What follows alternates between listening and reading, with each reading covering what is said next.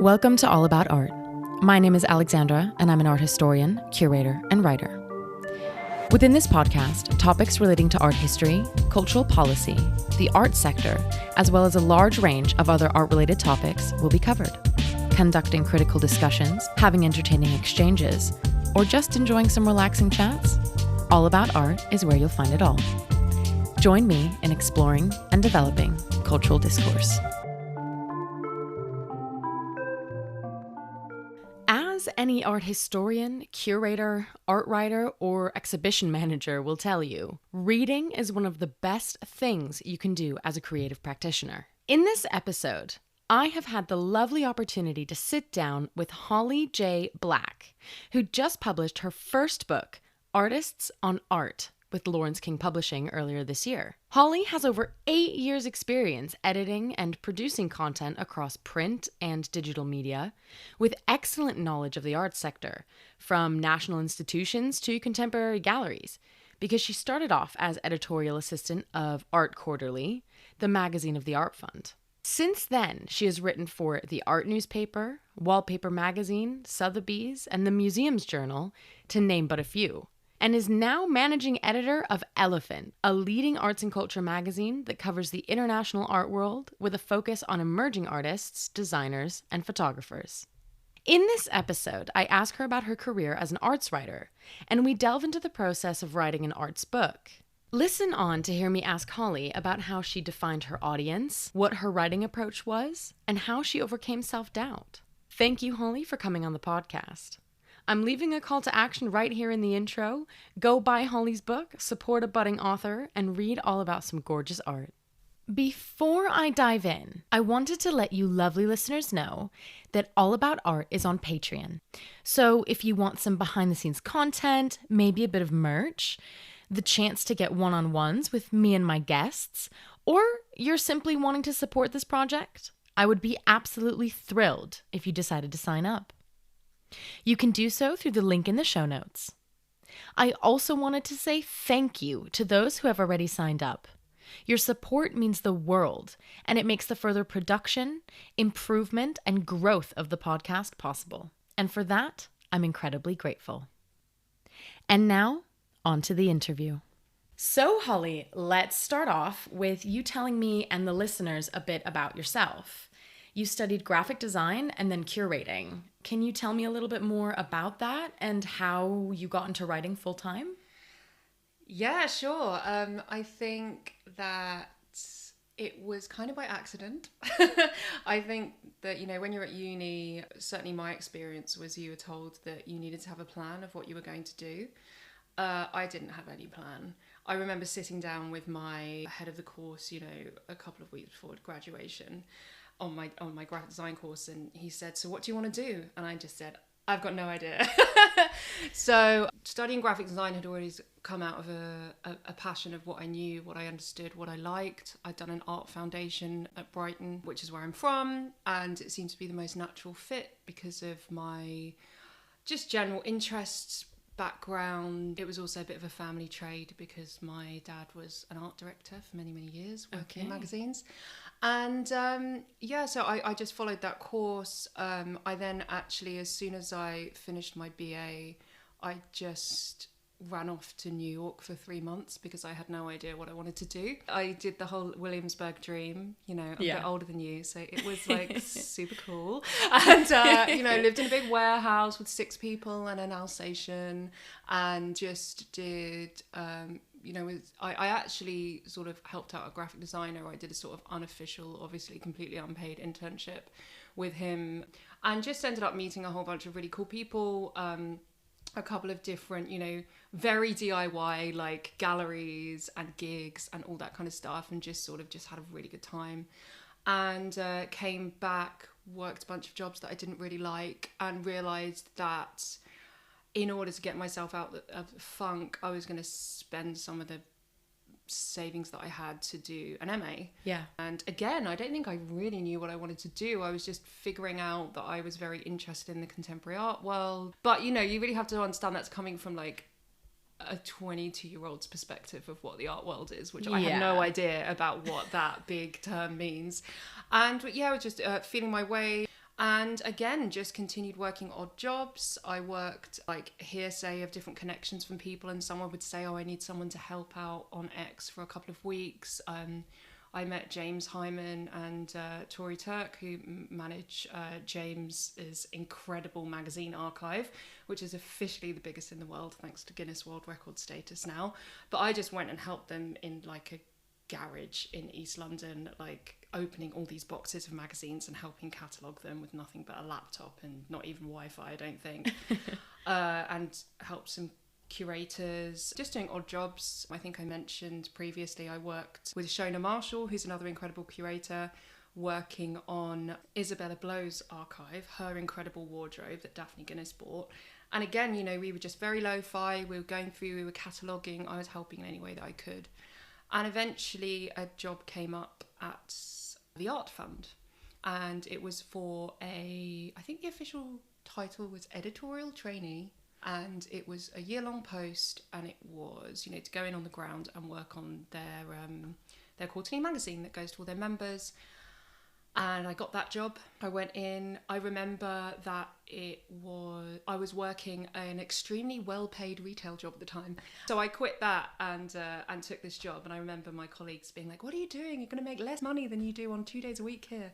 But I took it on, and that was my first experience working in a proper editorial environment. I think I'm really lucky that I got that exceptional grounding in sort of much more traditional magazine publishing. I worked with extremely knowledgeable and skilled people. I worked with Stephen Coates and Simon Esterson with the art directors. I worked with 3 exceptional editors, Charlotte Mullins, Claire Athel and Mira Hudson. I don't think I got a written piece into the magazine that was even a caption for the first 2 years.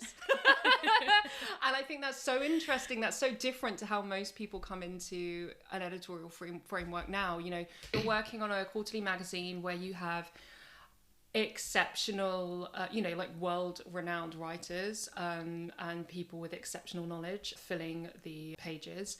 And there's very limited space. So I remember the first time I got to write like a 50-word preview, and I was so excited. And you know, every single word of that was edited and discussed with me at length as well. So I definitely had hard graft to even get those first pieces published in the magazine. But it meant I had a really, really good grounding because, you know, I didn't study journalism. I didn't study English or anything at uni. So it was learning on the job. And the most important thing, I remember my editor Claire telling me, she read something, it was probably the first more long form piece that I wrote that was about Brighton, because we always had a piece that was based on location. And she said to me, when you finish writing something or when you're reading something, read it out loud. Yes. And if it sounds weird, it means it reads weird, and write how you speak. Yes. So the reason why I had such a reaction to that is because in my undergraduate degree, a professor said the same thing to me. Yeah. And since then, my poor mother has always been my victim of everything. And I read my whole 14,000 word dissertation to her, my master's thesis. Amazing. And she was just like, I just read it all. And honestly, her assistance in like helping me with reading it out loud and going through it and just letting me talk at her. Yeah. That's what got me the grades that I got, because it just brought it up to the new level of it really reading much, much better. Yeah. And I think like the idea that speaking with clarity and using words that you might use every day as opposed to something very complex is the opposite of dumbing down. It's making ideas clear.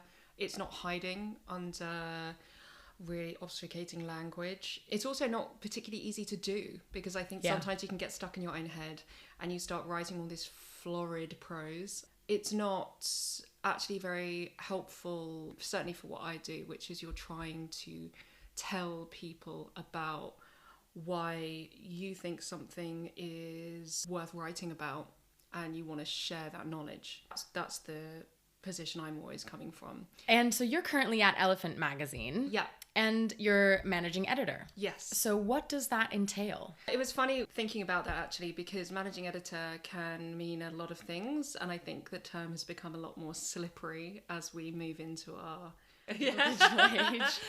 So traditionally it's a role that means that you are making sure that the production of the magazine is always pushing forward.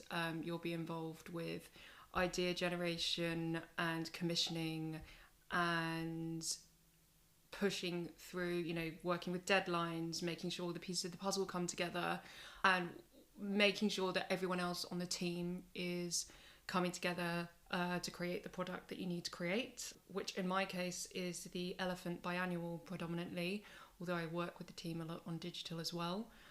Some managing editors are actually more akin to just working on the production side, but in my role we work in a very small and very creative environment on Elephant editorial.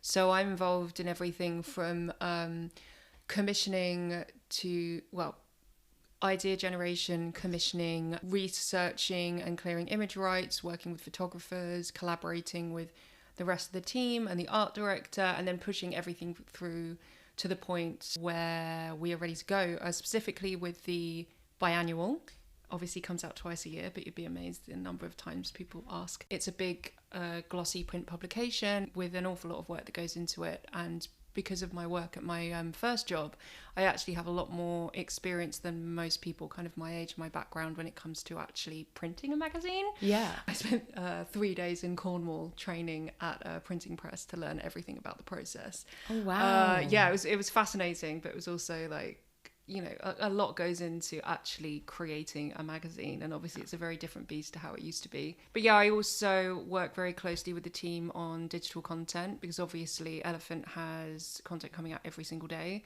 We are a very small team, so everyone really mucks in with everything. I also learned a lot about image rights and licensing when I worked at Art Quarterly, and which has always come in to be an invaluable resource, so I do a lot of that too. It's everything really. It's also worth mentioning that I work at Elephant part-time. I'm also digital editor at the Art Society, which is a UK-based arts charity. So I work with the lovely team there, creating interesting stories that the readership will be enlightened by, I hope. And on top of that, obviously, do things like the book. It sounds like from what you've told me that you have so much experience writing in the arts, not just through your time at Elephant, but starting off at starting off at Art Quarterly as the editorial assistant, and then writing for the art newspaper and wallpaper and the Art Society. Now you have written a book, which is something you mentioned very, very briefly earlier, and it's called Artists on Art, and it was released earlier this year.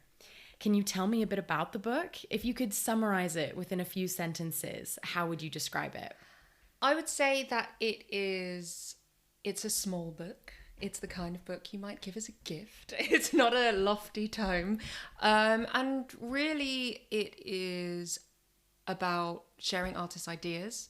It features 50 artists, and the format is really, really simple. We've got an example of an artist's work, a quote from that artist, and then a couple of hundred words where I tie everything together. I might reflect on what that quote is, relate it to the artist's practice, really just hopefully enlighten people, either if they don't know the artist in question or if they don't know about their view on the world. And it also features 5 original interviews, which gives something of a more in-depth look into 5 contemporary artist practices, which was really brilliant to do as well.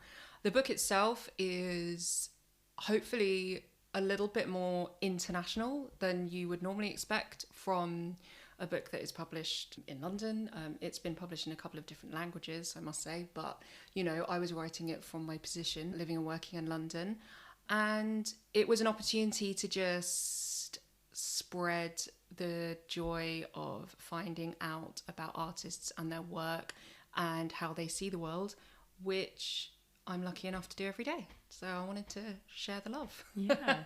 And who is this book for? And what I mean by this question is, who is the intended audience of the book? People who are already in the arts, or people who know nothing about art, or maybe both?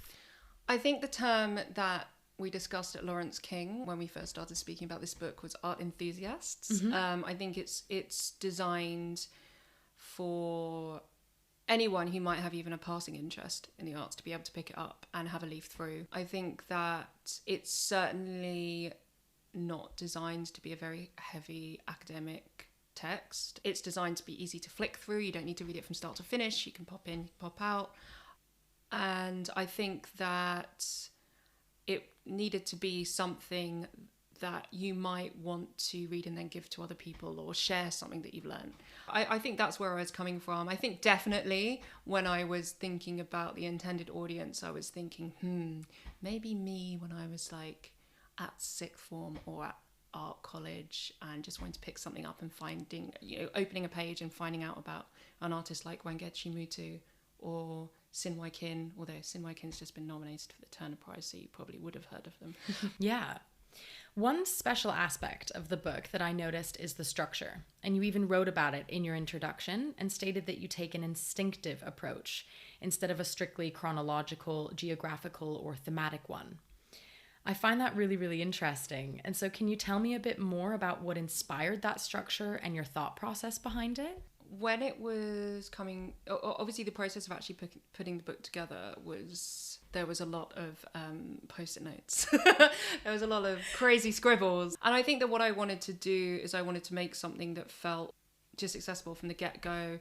Obviously, usually when something follows a chronological narrative, it's following a very specific historical narrative that is dominated by Europe and North America and tends to be dominated by older male white contingents, and I wanted to get away from that. I wanted to do away with all of that kind of structure, and I just wanted to do something that felt natural. And again, because of my background in graphic design, that wasn't just looking at the quotes and the artists that I'd picked, and I had a long list of like 500 artists before I started cutting it down and seeing how all the text worked as well as the imagery, but I wanted it to work as a whole. So I was still working on it at layout stage, being like, these images work in this narrative, this works as it comes together.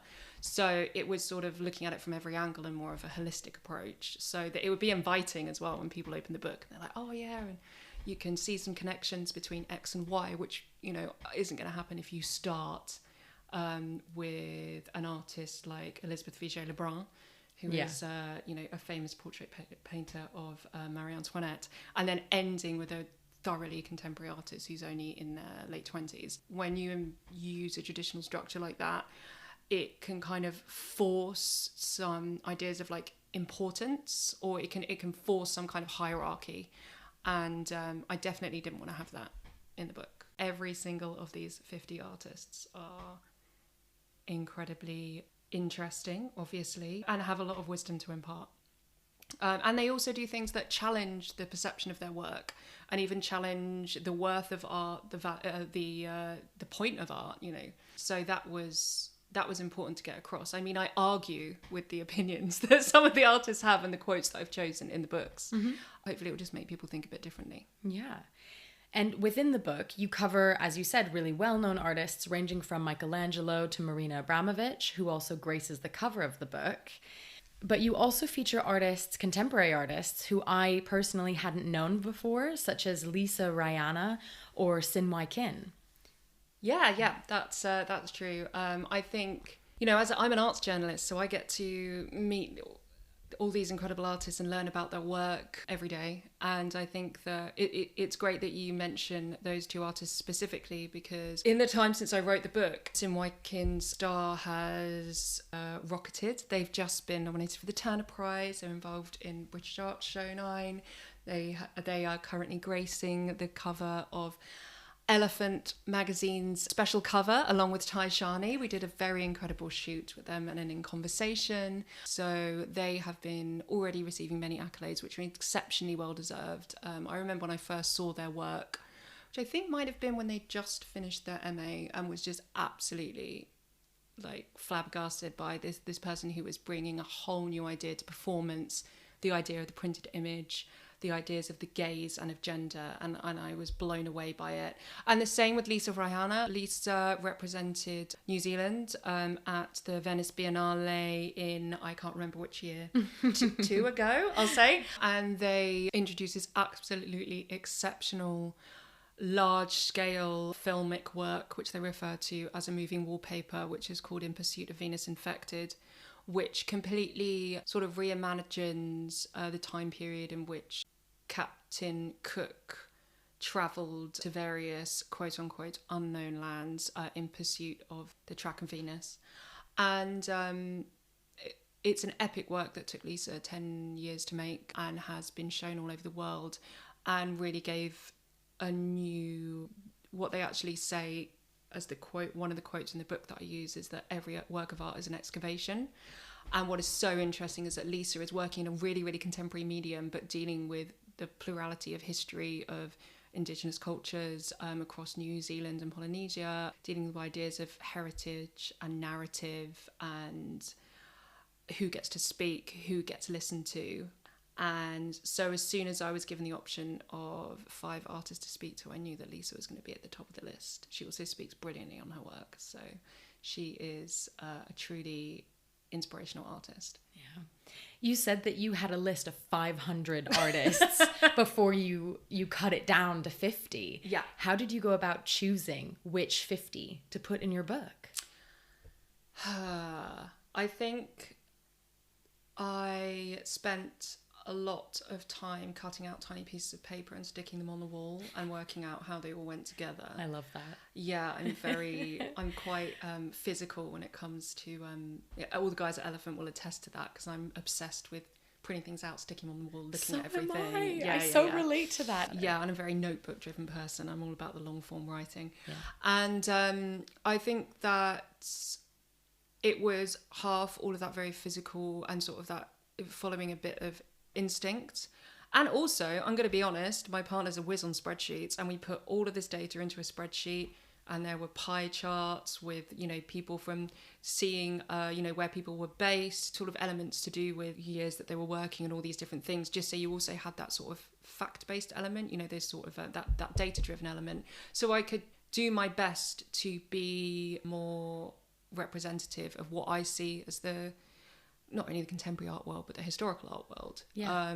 So I could actually get to grips. It's funny as well that obviously you mentioned that I do have Michelangelo as one of my spreads, but originally I did want to have thoroughly just only contemporary artists and maybe a smidge of modern, but the publisher did say that it was important to sort of have this historical precedent as well. Yeah. But that's when I decided, I'm going to have Elizabeth Vigée-Lebrun. I'm not going to have one of her male contemporaries, because she was a real trailblazer. She was a working mum, and she knew her own genius, and she totally changed the fashion for portraiture in a period where most women didn't even get a look in. So if I recall correctly, she shows up towards the end. Is she the very last artist? I think she's almost the last. She's right towards the end.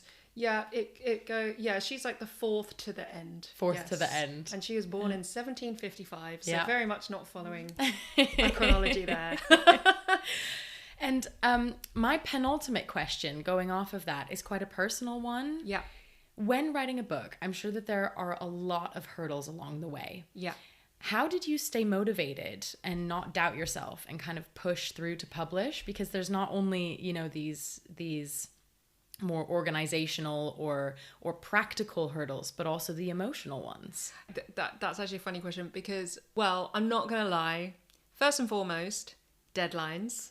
You got to meet your deadlines imposed by other people, not by you. And you get paid in installments when you write a book. You usually you get paid on signing, get paid on first, chapter, paid on first draft. So there's nothing like motivation as actually getting paid. Yeah.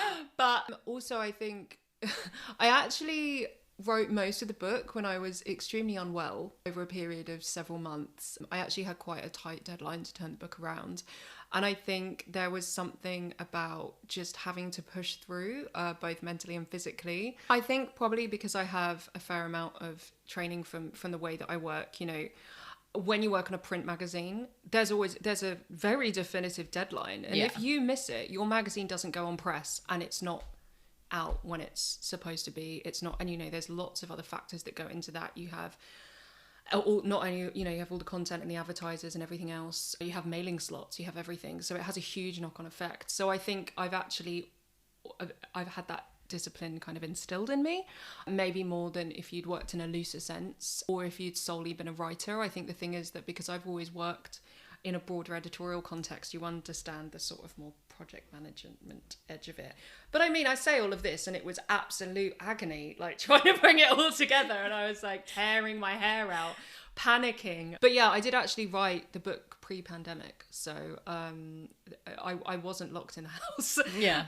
So yeah, it's always going to be a labor of love as well when you create something like this. So there were emotional hurdles involved, but I just had to push through. And then you also do that thing where you have to put your ego aside and you sort of give the manuscript to like 5 friends and see what they come back with. And so that was something that was a very good learning experience. And it's great because you can't shout at your friends too hard. Just knowing that you could tweak forever.